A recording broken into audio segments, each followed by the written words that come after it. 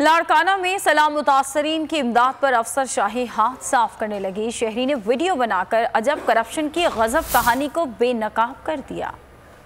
लाड़काना में तारीख का बदतरीन सैलाब, साथ ही करप्शन का आया असाब। मुतासरीन को मिलने वाली इमदाद अफसरशाही की करप्शन की नसर हो गई। मुख्तियार वारा की मिली भगत से टेंट, राशन और दीगर सामान रात के अंधेरे में बाजारों में बेचा जाने लगा। शहरी ने वीडियो बनाकर सरकारी सरपरस्ती में होने वाली करप्शन की दास्तान बेनकाब कर दी। ट्रैक्टर तो पे बरजे कहीं इजाजत नहीं है, कहीं इजाजत ना तो करी जाऊं।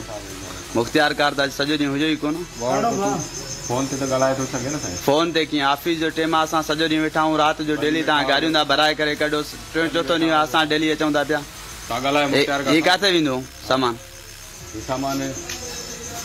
मुख्तियार कार साहब ताके बुधाए सकंदो, असा के हुकुम थियो कढी रियो असा कढी। शहरी की तरफ से सवाल पर अहलकार भी चोरी होने वाले सामान की मंजिल से बेखबर निकले।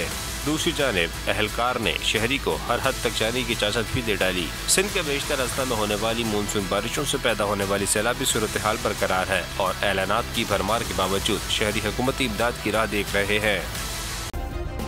सब्सक्राइब करें और बेल दबाएं ताकि कोई खबर रह न जाए।